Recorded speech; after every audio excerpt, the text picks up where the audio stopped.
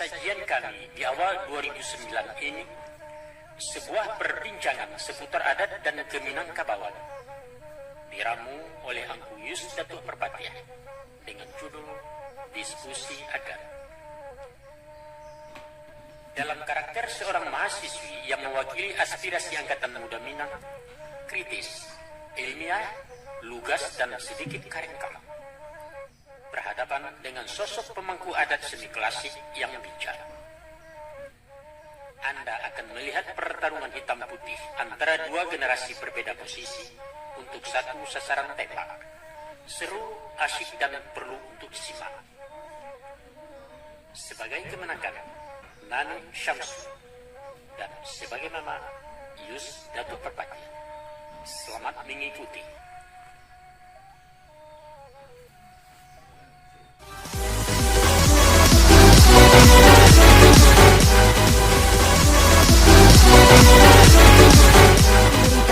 Agar Anda selalu mendapatkan video terbaru dari channel ini, sebelumnya silakan tekan tulisan subscribe yang berwarna merah, tanda like, dan ikon lonceng di bawah ini. Terima kasih. Macu semangat merubah kondisi dari keterpurukan. Taimpi dalam konteks Iko adalah gambaran situasi gawat darurat, dan kalau tanpa upaya jo usaha akan menjadikan keadaan lebih parah. Itu arti taimpi. Kemudian diikuti oleh kata-kata nak. Nah, anu kasihnya itu. Anu kasihnya adalah kemauan, pede dan punya nyali untuk merubah keadaan.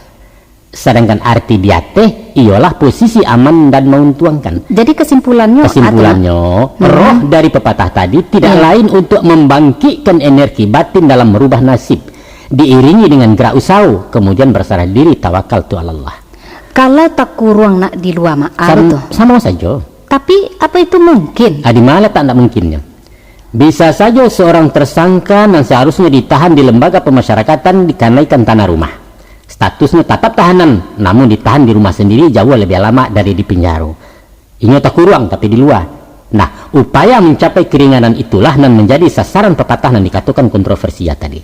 Lai rancak mukasinya tuh mak ya? Iya rancak. Bukan menganjurkan nan buru, bukan dialah orang sansara wasakan awak salamai, nak talanya olah nan di bawah nan pokok awak dia teh hendak peduli nan taimpi, bukan itu. Salamaikan diri, lantehkan angan, jalankan naka, ba'a kecara usahakan tanpa merugikan orang lain. Awak mendapat orang hendak kehilangan. Itulah prinsip ajaran moral Minangkabau. Kalau baitulah terjadi penyelewengan arti nan batulak belakang mak ya. Iya.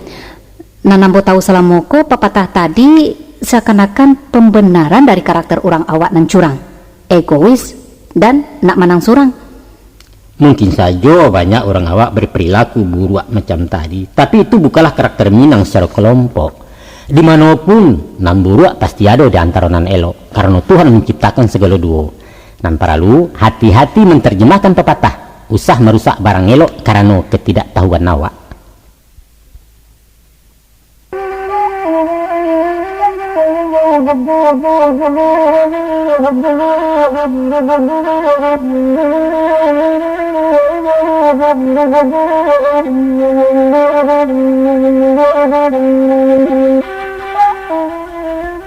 Mak Datua, ya. Ba'a pulo dengan pepatah iyo kan diurang, ladukan di awak. Pepatah iko pun banyak diselewengkan orang, seolah-olah kita disuruh memaksakan kehendak dengan melecehkan orang lain. Sebenarnya sikap mayokan dan diurang malalukan dan diawak adalah positif, batiang kepada situasi yang dihadapi. Dalam hal-hal tertentu mesti dipakai, karena itu mencerminkan prinsip sambil menenggang orang lain. Umpamonya mak? Dalam berdiplomasi atau bermusyawarah, kiat itu sangat membantu. Pendapat orang bisa dipatahkan, karena siapapun akan melawan kalau dirinya diremehkan, walaupun ini salah. Nah, iyo kan iya dulu, kemudian baru dibanding dengan pendapat awak, nanti yakin benar. Dapat mama marikan contoh agak ciek. Umpama dalam memperbincangkan satu kasus, ada pendapat yang tidak relevan untuk ditanggapi. Batele-tele gue, usah dibawa lalu. Iya. Bantah saja secara halus dan santun, sehingga inyo merasa dihargai, kemudian mengikuti pendapat awak. Iya. Nah, contoh kalimatnya, menengko, Ambo sependapat ya beliau. Jadi seolah-olah mendukung Iya. Iya. Tapi mesti dipertimbangkan. Lalu kan lah dawak sesuai dipertimbangkan. Tentu saja dengan argumentasi dan bisa diterima seluruh pihak sehingga forum berpihak ke awak dan membanding. Muka suitnya disalamaikan orang dulu, baru awak masuk. Iyo, itu taktik cara melalukan galeh. Pendeknya usah melawan arus ya mak ya. Jangan merugi awak. Iyalah. Kalau menyumbarangi sungai biaya dare, indah boleh potong kompas bakayuh langsung ke sasaran. Jan, talia ditundu aja kok. Tapi hello lah parau agak kau. Baru anyu ya mak. Baru anyu tanpa bakayuh. Kemudian diheriangkan seketik menyampiang merencong sungai. Dengan sendirinya Mailia sama Jawari selamat sampai ke Sebalia. Kita manfaatkan kekuatan lawan ya mak untuk menyelamatkan diri kan baik itu kira-kira mak. Batua, salamo indak merugikan orang. Ayo indak karuah sungai indak cabuah tujuan sampai ke Subarang. Aduh ambo ndak setuju ke mak. Apa tuh? Anggu anggak geleng namuah dalam nan 2 tengah 3. Alasan ndak setuju? Itu kan melambangkan kemunafikan mak. Di mungko setuju, di belakang menolak. Tadinya menolak, di belakang layu pulo. Abulak balik, itu kan ndak bapan diri ya namanya tuh. Memang kadang-kadang ada ungkapan untuk menggambarkan sifat seseorang. Orang na ragu-ragu, orang nan mudah merubah pendirian dek panakui lemah mental. Tapi ada kalanya disengaja karena tak pasu untuk membela diri. Dalam hal semacam itu, nilainya positif. Jadi sifatnya insidental, mulia saja. Tapi ambo tetap memandangnya sebagai pengkhianatan mak. Antara pengkhianatan dan kejujuran ibarat dua sisi mata uang. Tergantung dari mana kita memandangnya. Orang Minangkabau menerima isi pelakat panjang dan merugikan, sedangkan hatinya menolak tidak setuju. Itu tak paso dilakukan di bawah tekanan politik kolonial. Kok ditolak negari caya para pemimpin ditanggui katarang tak mungkin lain. Di sinan tak pakainya papatah, angga geliang namuh dalam 2 tengah 3. Samo jo duduk bakisah tagak papaliang maya mak. Saroman tapi tak samo. Bangan tuh. Adapun dua berkisah tagak papaliang sebagai perubahan sikap atau pendirian. Artinya tidak konsisten, tidak jujur dan tidak bisa dipercaya. Ini bisa negatif, bisa positif. Tergantung berubahnya dari maka kama. Kalau perubahan sikap dari sampilik ke paragiah, itu kerencak. Tapi kalau duduk berkisah tagak papaliang dari perjanjian, itu sifatnya tidak terpuji namanya. Orang nan lari pandirian dinamakan bajing loncat, petualangan politik. Mulia saja menyebarang asalkan di sekitar wilayah yang berpelaton samo. Umpama dari Matuari ke Bulan Sabi. Tidak masalah, asalkan ijan dari Masumi ke PKI. Dalam hal itu, kemana kan? Lafaz pepatahnya lebih lengkap macam itu. Buliah duduk berkisah asahkan di lapiak nan sahalai. Buliah tagak berpaliang asahkan di tanah nan sabingkah. Artinya tuh mak? Artinya masih dalam koridor ideologi pembauran. Ya, itu istilah para pengamatnya. Tapi bagaimanapun itu kan mencerminkan pribadi nan rapuh mak, tidak istiqamah, labil dan kat. Kita karek tentang nangko itu bukan wilayah pembicaraan awak, urusan politik itu. Balik ke pangkat kaji gitu lah. Secara kultural, orang Minangkabau lebih cenderung memakai sikap abu-abu daripada hitam putih. Biar pola pikir, bicara dan perilakunya dalam pergaulan umum. Nampak-nampaknya karakterku lebih dinamis, bervariasi dan cocok jawab tak orang awak. Penampilannya canda ragu-ragu, tapi berprinsip. Nah, lihat saja sini arsitek rumah gadang. Baru mengadang lah. Posisi tagaknya tidak vertikal, agak condong cando karabah. Namun jarang rumah gadang tumbang di angin. Sebabnya tuh mak? Sebab kekuatan serangan angin dijinakkan lari ke tanah oleh kemiringan dinding. Persis serupa hidung kapal membawa ombak.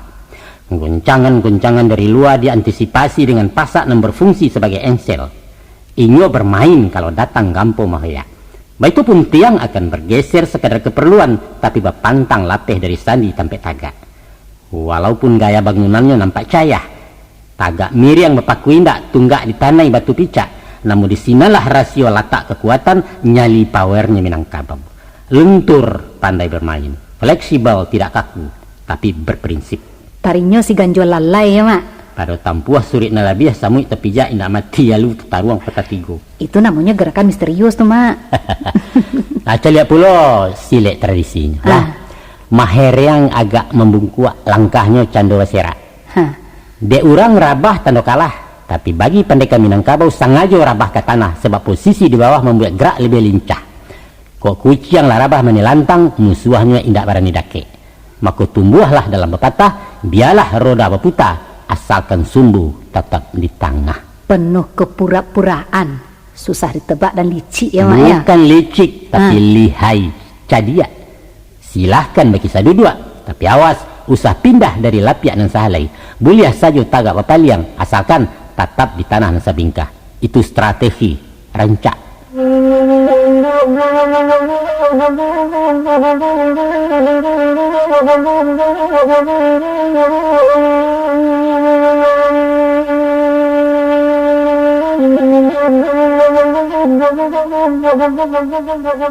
Adolai aturan adat nan malawan sara ko mama. Apa tuh? Masalah kawin sasuku. Oh itu. Baa menurut mama. Itarilah dulu. Adat lah membuat hukum dalam hukum. Hukum apa yang dibuat adat? Hukum perkawinan. Nyata-nyata Islam menghalalkan kawin sesuku, tapi adat mengharamkan. Adat tidak pernah mengharamkan kawin sesuku. Tapi malarangnya kan mak. Yo. Nah, apa beda mengharamkan jo malarang? Lain. Bah, kok balawin deh mama. Kawin sesuku hukumnya halal, tapi orang Minangkabau tidak mengarajokan. Itu namanya engkar. Bukan. Tidak mengarajokan sesuatu yang dibolehkan bukan melanggar. Tidak membolehkan sesuatu yang dibolehkan adalah pelanggaran. Dikatakan pelanggaran kalau tidak mengarajokan suruah. Kawin sesuku bukan perintah dan diwajibkan, tapi sekedar jais. Dikarajokan tidak apa-apa, halo ditinggalkan tidak berdosa. Nan pasti menolak sesuatu dan halal adalah melawan hukum. Itu logika mak. Coba mama bertanya cek. Kalau dokter melarang pasiennya makan garam, berdosa enggak? Tentu saja indah. Badai enggak? Garam itu kan halal. Karena mendatangkan mudarat bagi penderita darah tinggi. Nah, baik tujuh kawin sesuku ya. Dilarang karena merugikan masyarakat. Kerugian apa? Kalau si penderita darah tinggi makan garam naik tensinya merusak kesehatan, kalau dibebaskan kawin sesuku terjadi kekacauan, merusak kerukunan. Sama kan? Tadi mama katakan kawin sesuku halal. Jangankan sesuku, baru sana induk saja boleh dikawini menurut syarat. Kini orang mengarujukan nan halal. Untuk apa dihalang-halangi mak? Menurut Al-Quran, ada ampe barang yang diharamkan, yaitu babi, bangkai, darah, dan binatang yang didabih tanpa bismillah. Kini kemanakan yang bersurah makan caciang, makan kapuyo atau cacak. Namun enggak? Enggak. Badai enggak? Jajo. Badai jajo? Enggak biasa. Nah itu dia. Memakan yang tidak lazim dimakan orang walaupun halal adalah pekerjaan tercela. Tapi mak, coba ini ranuang ke mana dulu? Baik kok dijawab. biarlah tercela bagi manusia mak, asalkan tidak bagi Tuhan. Oh, nak makan cacak yo? Ya silahkan. Tapi gungguang jauh-jauh ke dalam rimbo. Jangan nampak di mata kami sebab kami bisa muntah memandangnya. Bukan sekadar halal saja yang dimakan ya, tapi halal yang taibah, halal lagi baik. Kawin sesuku itu tidak baik dilakukan. Allah sendiri membenci sumpah dan talak walaupun halal dikerajokan. Tidak baik itu kan? Tapi nan mengatakan kawin sasuku itu tidak baik. Kan orang awak juwo. Iyo, adat itu diperbuat untuk orang awak bukan untuk orang Jawa. Jadi menurut Mak Datuk larangan kawin sasuku itu tidak bertentangan dengan Islam. Bukan menurut Datuk Parpatiah, tapi logika hukum mengatakan itu. Apa sanksinya kalau dilanggar? Sanksi moral, dikucilkan dalam pergaulan. Dan indak saja pribadi dan menderita, keluarga besar pun mendapat aib ulah dek laku perangai Jawa. Barek tuh mak. Kalau negara punya penjara untuk menghukum, agama punya neraka. Tapi siksaan bagi si pelanggar hukum adat adalah setiap mata yang memandang, setiap orang yang bersuhu. Ambo paham kini. Hukum adat indak melawan syarak, cuma inyo berjalan di jalur mubah antara wajib dengan haram. Kira-kira itu kan mak? Bana, iyo itu. Nan bertentangan le jaleh makan. Suruh jo tagah, hitam jo putih, iyo jo indak. Tapi iyo jo antah bukan bertentangan, hanya sekedar balain indak sama. Tansano ada ayat yang memerintahkan, hai orang-orang yang beriman, diwajibkan atas kamu mengawini saudara-saudara sepersekuan kamu. Lantas adat melarang kawin sesuku, itu baru dikatakan adat menentang syarak. Paham?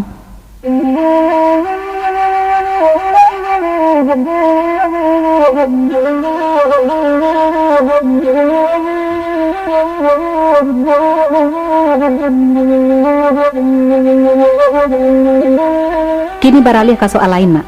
Soal apa lain? Soal pagang gadai. Beli ya? Nggak ada. Menurut pendapat amo kembak Nah, pagang gadai itu hukumnya haram. di mana tak Arabnya? Riba. Definisi riba itu apa? Nah dikatakan riba yaitu praktek pinjam meminjam, di mana pihak si peminjam wajib melebihi nilai pinjamannya saat memulangkan berdasarkan perjanjian. Apa kelebihan nilai pinjam dalam pagang gadai? Hasil padi dari sawah nan dipagang. Ya, Mbak paham tuh. Malah menurut kaji dan pedangan, seseorang nan meminjam jawih kuruh dengan syarat harus mengembalikan jawih gapua, maka kelebihan dagingnya itu termasuk riba, kecuali tanpa perjanjian, namanya hadiah. Nah, kalau itu apa sebab pagang gadai dilakukan orang Jo? Itu artinya adat lah melegalkan perbuatan maksiat. Sebenarnya ada beberapa dalil yang menghalalkan pagang gadai. Umumnya orang berpendapat bahwa transaksi pagang gadai itu namanya hibah. Hibah atau hibah? Hibah artinya pemberian lepas, tapi kalau hibah saling pinjam dan saling memanfaatkan. Pihak yang menggadai mengambil manfaat dari piti gadaian, sedangkan si pemagang mengambil hasil dari sawah yang dipagangnya. Alasan itu lemah dan tidak akurat, Mak.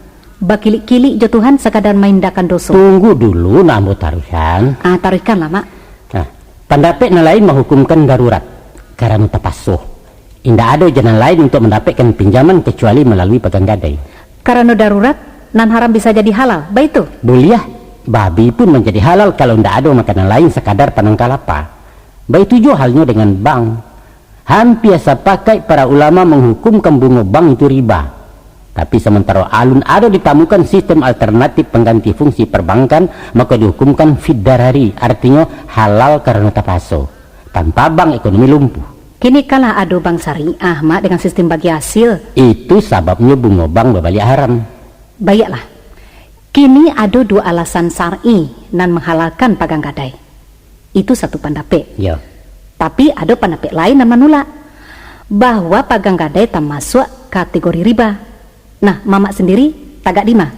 Sebagai orang awam, ambo mengikuti praktek nalah berjalan salamonangko. Mak Datuk bisa mempertanggungjawabkannya di hadapan Allah. Yang bertanggung jawab adalah alim ulama, sebab alun pernah keluar fatwa dan mengharamkan pagang gadai. Tapi sebagai pemimpin adat, Mama tidak bisa berlapis tangan, Mak. Persoalan halal haram urusan malim jetuangku. Kami nenek Mamak tunduk ke beliau. Balik ke pokok masalah, Mak. Jadi dilihat kepada hukum adat, alasan menggadai alun bisa dikatakan darurat. Sebab keperluannya bukan untuk hal-hal yang mendesak. Masa untuk mengisi atau bocor saja harus pakai menggadai bagai? Iya. Nah, coba mau terangkan substansi pagang gadai menurut adat. Nah, pada prinsipnya harta pusaka tinggi itu indak boleh dipindahkan ke orang lain. Lafaz undangnya dijual indak dimakan bali, digadai indak dimakan sando. Sando itu apa, Mak? Sando artinya sandra, jaminan atau agunan. Tarikanlah, Mak. Terkecuali basuh ampe pasal, baru boleh digadaikan. Nah, nampe pasal. Nah, cobalah, Mak, tu nampe itu. Kamu rumah gadang ketirisan.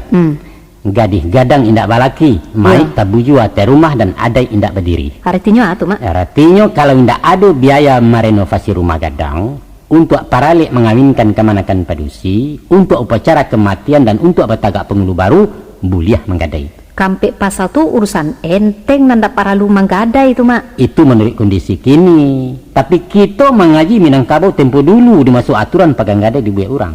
Jadilah, Mak. Menurut masyarakat Minangkabau, ampe masalah itu sangat vital dalam menjaga citra dan martabat kaum di lingkungan pergaulan umum. Itu yang pertama ke Yang pertama, rumah gadang adalah lambang kesatuan suku. Iya. Oleh karena itu, secara fisik rumah mesti utuh dan terawat, malah ijan kalah mentereng dari rumah orang lain. Dan kedua, kedudukan wanita ditampilkan di posisi nampal yang terhormat sebagai tampang pelanjut keturunan. Itulah sebabnya perkawinannya diselenggarakan begadang-gadang dan menjamu orang sanagari, di samping kewajiban-kewajiban lain sepanjang adat. Terima. Yang ketiga. Dan ketiga, upacara kematian dilaksanakan dengan biaya nan tak seketek. Bukan sekadar pembalik kapan jepapan saja, tapi manigo menuju hari, mampe puluh sampai 100 bahkan hingga 1000 hari. Selama itu pula diadakan alek jamu. Orang siap pembaca tahlil, mencabiak kapan, memandikan mai, menyumbayangkan talakin segala macam, seadanya main upah ndak ada namperai. Iya. Dan kampe, batagak pengulu membantai kabau, memancang alek berhari-hari, mengundang ragam kesenian, membali kelengkapan datuk baru. Nah, dek kasadonyo perlu biaya banyak, sedangkan bareknya indak tapiku koringannya indak tajinjiang, maka disinalah saatnya menggadaikan sawah pusako. Guno kain penimiam-miang guno harato palampok malu. Itu kan dulu, Mak, sama seorang bodoh-bodoh banyak kurafat jo bid'ah. Kini negara kita kalah berubah lah, maju lah, reformasi bagai kata orang, kesadaran bagamulah tinggi dan orang berpikirlah ekonomis, dan lah saatnya kerajo mubazir ditinggalkan. Pagang kadai indak paralu. Aturan-aturan ada itu mesti diamandemenkan, indak para lulai dipertahankan. Rancak. Tapi urusannya tidak semudah itu kemana kan? Selain dari keabsahan hukumannya diragukan, dampaknya sangat buruk di bidang sosial dan ekonomi. Apalagi menjadi sarang KKN nenek mama, nah mencari kesempatan dalam kesepitan anak kemenakan. Itulah poriki bola tu kemenakan. Korok kami usah dibawa-bawa silang ke jiwa. Maaf. Muka si ambo oknum pangulu. Oknum ya, ke itu entahlah. Nah, sebagian memang ada aja nama itu. Ya barangkali mama alun tahu kalau undang-undang agraria menetapkan umur gadaian cuma 6 tahun. Asal apa itu sawah pulang ke nampunyo. Piti gadaian indak babaliak. Hasil selama itu dianggap palunasi utang. Tapi nampaknya nenek mama alun berani mematuhi aturan negara tuh atau takut je masyarakat. Ya, kau kemanakan mahaja atau raja gini kau? Hah? Akhir lama kesempatan menerangkan sudah dulu. Beko lah menyolo. Jadi malah mak lanjutkan mak. Adapun latar belakang pasal demi pasal yang membuliahkan menggadai tadi dipahami kiasannya usah membaca nanta sure. Begitu mak. Sebab kalaulah hanya sekadar pembali salayato, para lek nan relatif bisa gadang bisa ketek. Betul. Menyelenggarakan jenazah nan fardu kifayah atau membali sikwa kabau de orang banyak sepusukuan, tidak perlu menggadai banado. Iya. Tapi makna hakiki nan tersimpan adalah kalau basuh keadaan gawat darurat nan dikiaskan kepada pasal-pasal tadi. Iya. Yaitu rumah gadang terancam rubuh de atoknya bocor ndak capek di sisi. Kasau lapuak jariau patah tunggak cahaya lantai binaso gadalah rugi akibatnya. Gadih bau mua nak capek dijodohkan bisa mengundang malu orang sekaum. Dek kacang panjang indak bajunjuang gagangnya melilik rumpui jelo bajelo di pematang lanyau de jawih tak batali. Mai tabu jua indak takubua. Jadi bangkai busuk baulek tak siso orang jabaunnya. Nah, kalau pengulu indak tagak hilang pimpinan pesukuan umpamu ayam tak barindua bak pintu tagajai tasak orang kalalu lalang saja. Kasadonya itu gambaran dari satu kondisi yang dikatakan gawat darurat tadi. Keadaan kritis dan mesti capek ditanggulangi di sinan buliah menggadai. Lah, iya. jangkauannya bisa lawe dan beragam. Umpamunya tuh mak. Umpamunya keluarga besar terancam akibat utang tak berbahaya dia ulah anak kemanakan. Iya. Jancam orang. Atau ada kemanakan indak bapak utaknya namuah diasuang hatinya kari sekolah mandeh bansai mamak melarai. Atau parube anggota kaum yang sakit jiwa di kampung inya menggarang menjayok telanjang bule gilo malah larang pedusi dipasuang berang pemerintah para lu kagak duit diamankan dan lain sebagainya. Sedangkan bapitih saku penginda untuk kemakan saja susah tak dapat pakai batenggang lain maka di sinalah pati boleh menggadai. Apa boleh buat? Dipasok keadaan. De anggaran lah defisit, tak paso aset di lego. Iyo kan mak? Tentu lah iyo. Kama kepailai. Itu teori mak. Tapi prakteknya di masyarakat, orang manggadai de ingin tak puji dalam kampung.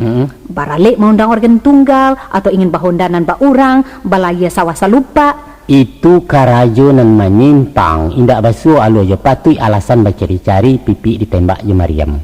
Nan parahnya, si mama nan seharusnya mengayomi kemanakan malah beliau nang kareh nak menggadai. Dek pangulu merestui gue. Dek apa? Capek-capek manikan sore nak mendapat. Nampak sekarang atas sira-sira ya mak. Oknum. Jadi nampaknya adat indak baik itu saja membuka pintu pagang gadai ya mak. Sayang dispensasi itu disalahgunakan deh orang. Betul. Memang nan sabana hakikinya menggadai itu adalah ibarat pintu emergensi, pintu darurat nan hanya dipakai di mata sesak, bukan jalan umum melenggang panjang. Tapi jangan salah, ada di satu daerah orang sama sekali tidak membenarkan menggadai, seakan-akan diharamkan di masyarakat. Apa dasar pelanggarannya mak? Nenek mamanya menerjemahkan alasan adat buliah menggadai tadi, lebih ekstrim dan mutlak. Indak buliah. Baat terjemahan menurut beliau. Katanya macam itu. Kok rumah gadang kecerisan indak ada lai orang kilaki nan kema menjatuh. Iya. Kok mai tabuyu ate rumah ndak ada lai orang kilaki nan ka mengubuakan. Kok gading gadang indak balaki indak ada lai orang kilaki ke suaminya. Kok adai indak berdiri karena ndak ada lai orang laki-laki ka jadi datua. Maka di saat itu buliah menggadai. Bilo maksudnya tuh mak? Tunggu kiamai. Sesudah orang kilaki lah punah dari muka bumi. Mengkasihnya? Mengkasihnya indak boleh menggadai karena adat tubana nama larang lewat fatwanya nan nampak macam tadi. Itu nan baktua mak. Sesuai je hukum adat nan mamak sampaikan tadi, bahwa harta pusako indak boleh dipindahkan. Inyo dijual indak dimakan bali, digadai indak dimakan sando, kan itu mak. Batua. Tapi kita indak boleh terlalu kaku menyikapi fenomena di masyarakat. Muka suiknya mak. Mesti berpikir realis, basi yang ate tumbuh batimbang ate nanado. Lihat sikonnya. Tapi ambo setuju diambil mati kalau ada cara antisipasi pegang gadai. Nah, umpamonya kalau tagak kelompok-kelompok sosial, lah ada koperasi simpan pinjam dan bonafit, peduli di sana di rantau yo keadaan orang kampung atau pemerintah lain memikirkan orang miskin. Iya. Tagang gadai disilang ngampe di negara itu. Tapi sungguh pun baik itu mak ya. Kami harapkan agar para pemangku adat berkenan hendaknya membatalkan aturan adat nanlah kadaluar satu. Atau setidak-tidaknya mengeluarkan fatwa adat guna mempersempit peluang terjadinya pagang gadai, sehingga indak menyansarokan anak kemenakan. Insya Allah.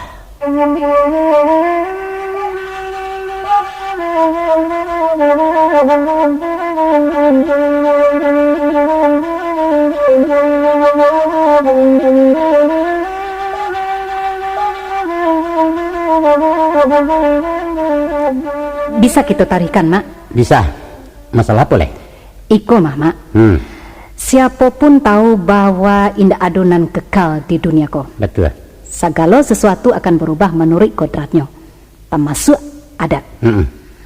Akan tetapi orang Minangkabau menantangnya dengan pepatah nan menyebutkan adat nan tak lakang dek paneh, nan tak lapuk dek hujan. Pak tuh pak. Adat indak menantang sunatullah. Adapun papatah indak lakang dek panah indak lapuk dek hujan tadi, bukanlah menyatakan adat itu kaku indak berubah, bukan. Itu kesalahan persepsi dari lafaz nan alun diurai. Sedangkan pepatah lain nan berbunyi sekali ya gadang sekali tapian berubah adalah semacam pengakuan dari perubahan itu sendiri. Kalau begitu apa pengertian pepatah tadi mak? Nan seakan-akan adat ibarat batu nan tak dipengaruhi cuaca. Batu pun binasa oleh pergantian cuaca. Kalau inyo dipanggang kemudian disiram, maka batu akan pecah-pecah menjadi pasir. Dan adat akan berubah oleh peredaran zaman, namun inyo indak hilang. Jadi adat akan kekal abadi? Inyo indak abadi tapi lestari. Apa perbedaan abadi dengan lestari? Abadi adalah sifat Allah, sedangkan lestari adalah hidup dan berkelanjutan dalam perubahan. Contohnya? Air akan berubah menjadi uap kalau suhunya dinaikkan. Kemudian menjadi awan, lantas awan menjadi ambun, akhirnya jatuh jadi hujan, berbalik ke asalnya menjadi air. Kalau didinginkan, ini akan membeku, berubah menjadi benda padat sebagai salju, kemudian menjadi es, dan cair berbalik menjadi air. Itulah sirkulasi kehidupan air, dan itulah adat.